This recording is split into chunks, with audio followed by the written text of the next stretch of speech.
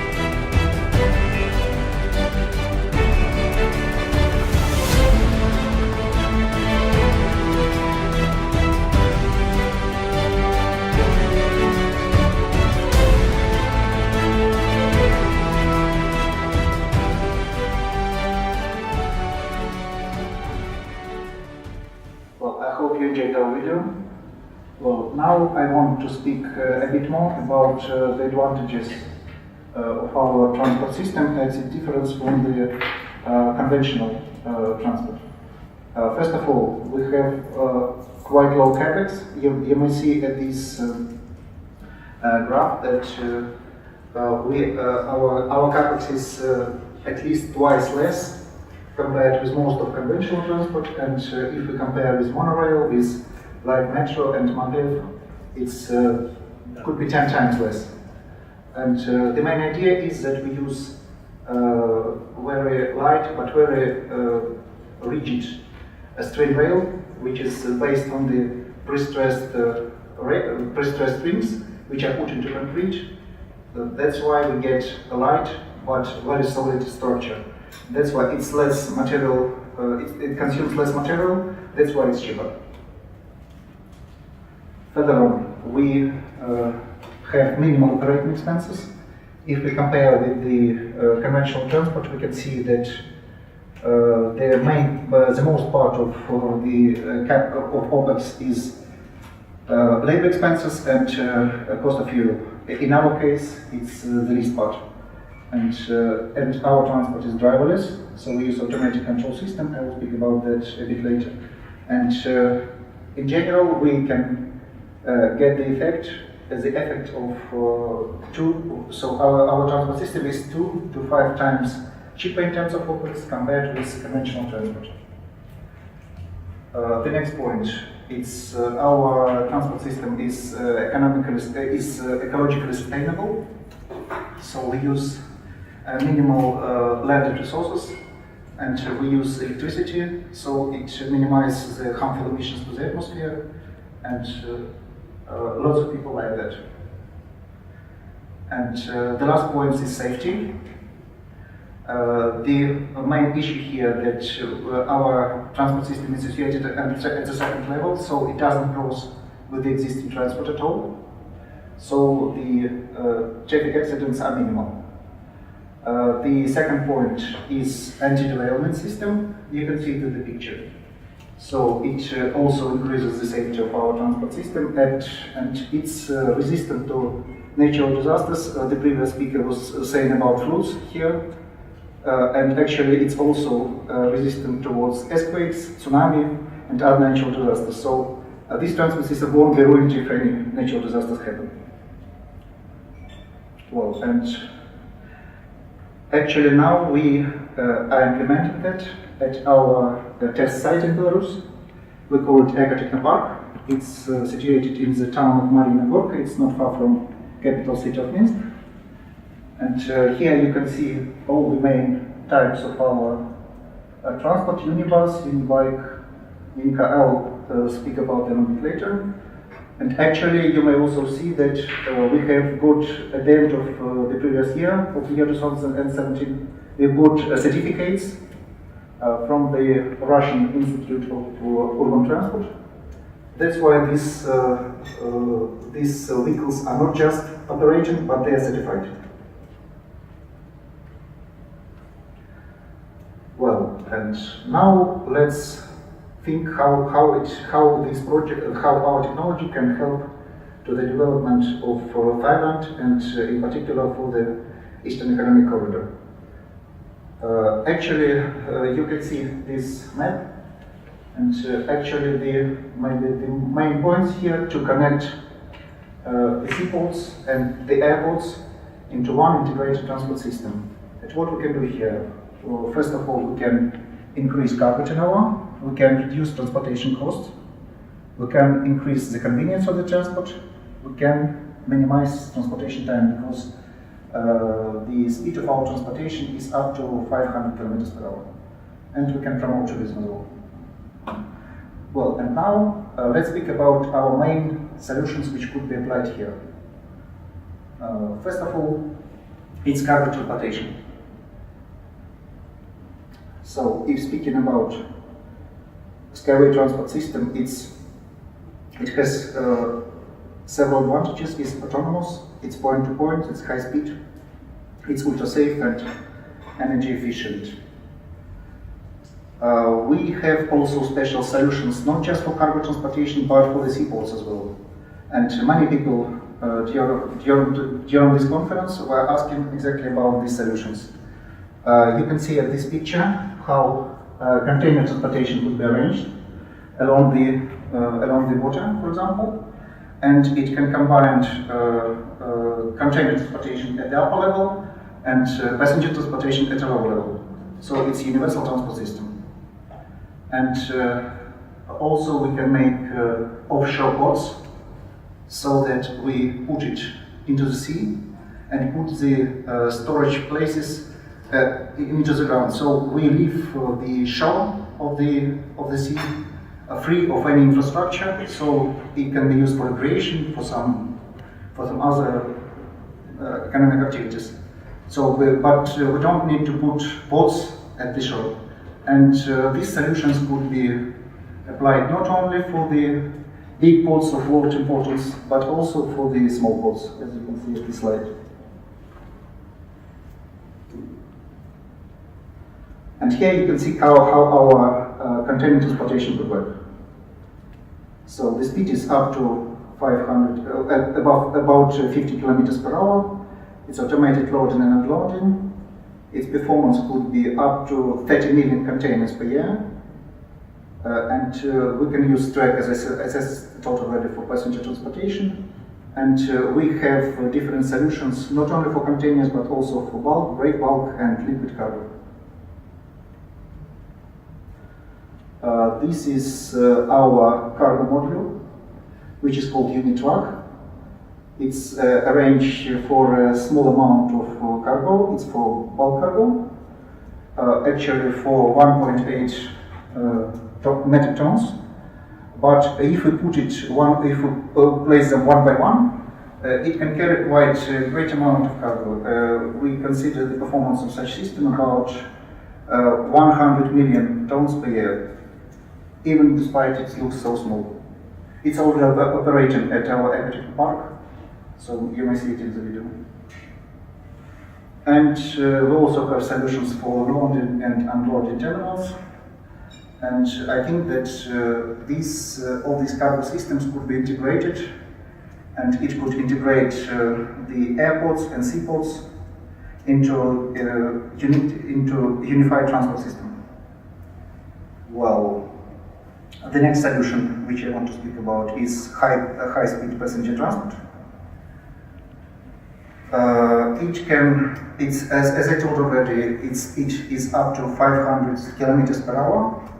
It's bigger compared with conventional high-speed trains, and it can be used to unite cities, regions, countries, and even continents. Here I give at the map, I give the possible example how it could be applied for the case of Bangkok. For example, we can connect Bangkok with Kuala Lumpur and Singapore. And yesterday we were discussing the project Kuala Lumpur-Singapore. I think this solution could be also applied for this project. If we compare SkyWay with other types of high-speed transport systems, you can see that almost all the parameters which are construction cost, OPEX, accident rate, and environmental impact, we are better. Maybe the only point where we look a bit worse compared with aviation is speed, but we should take into account one point. If you go to the airport, you anyway need to wait for boarding, to stand in the queues, to pass control, and actually you have to add 3-4 hours to the time of your trip. In our case, we get from the city center or city suburb exactly to the city center or city suburb, and actually you will get, for example, if you go for 500 kilometers or for 1,000 kilometers, you will get to the place of destination faster. And these are technical parameters for our high-speed minibus. It's designed for 10 people. Its design speed is 450 kilometers per hour, and its performance is about 7,200 passengers per hour.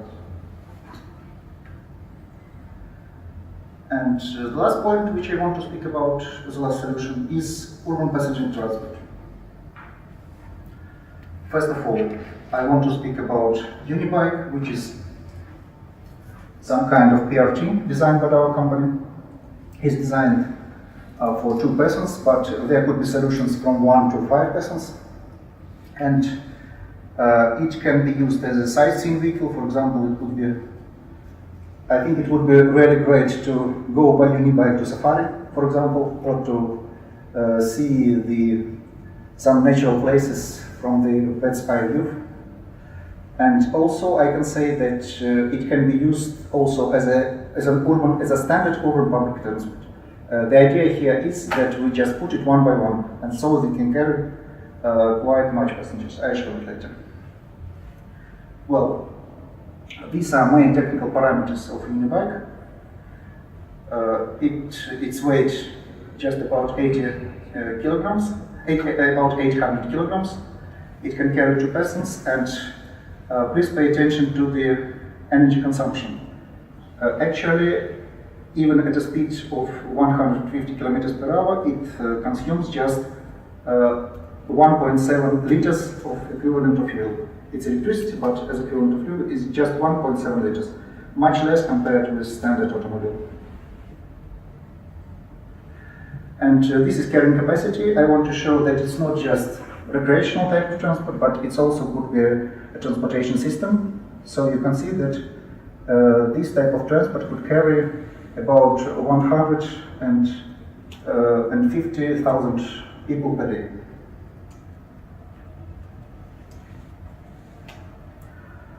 I also want to speak about the other solution, which one is Unibus. which is full-fledged solution for urban and intercity transportation. So this is actual possible replacement of metro, buses, and any other types of transport. So if you look at the graph, you can see that the difference of this. You can see that the speed of our transport is much higher. It could move at a speed of about 150 kilometers per hour, and the average speed is about 80 kilometers. So you can, maybe you've already tried how it is in Bangkok. Actually, there are lots of congestions all over the roads, and it's quite difficult to get where you want in time. So by using Unibus, it won't be a problem. You will get wherever you need quite quick.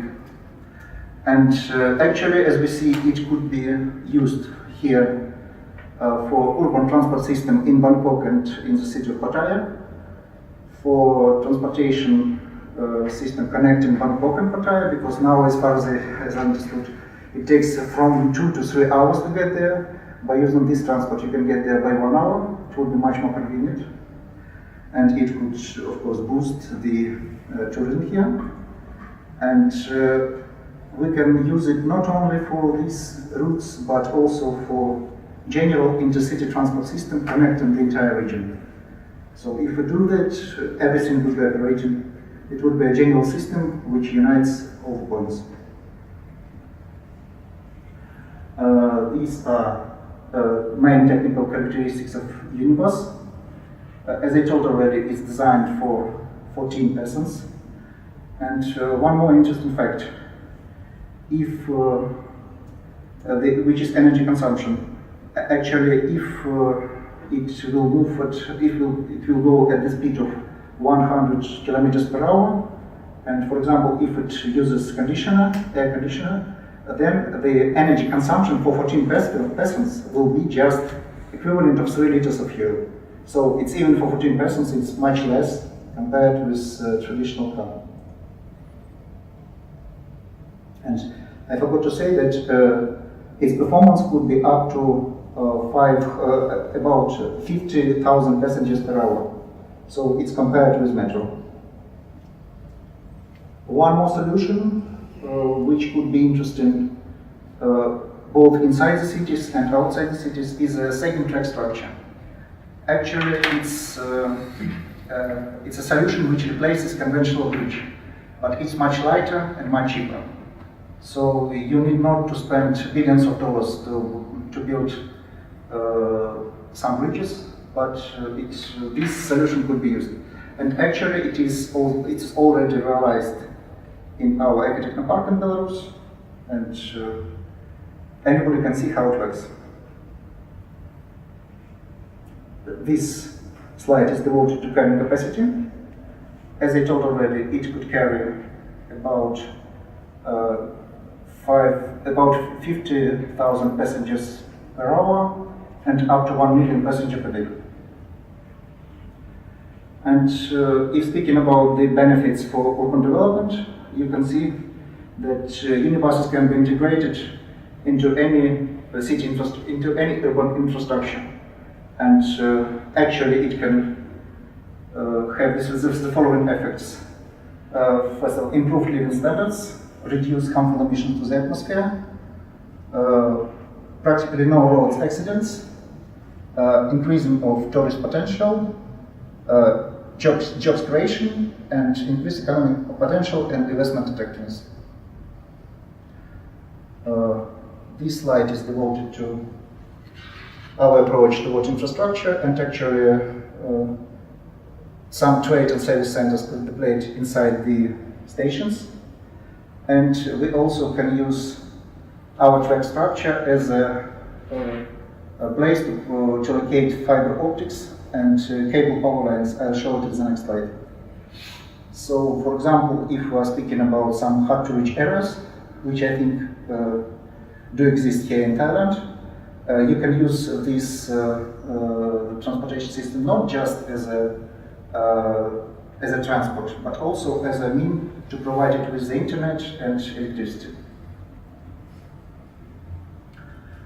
I already told that our transport system is driverless. It's operated by automated control system.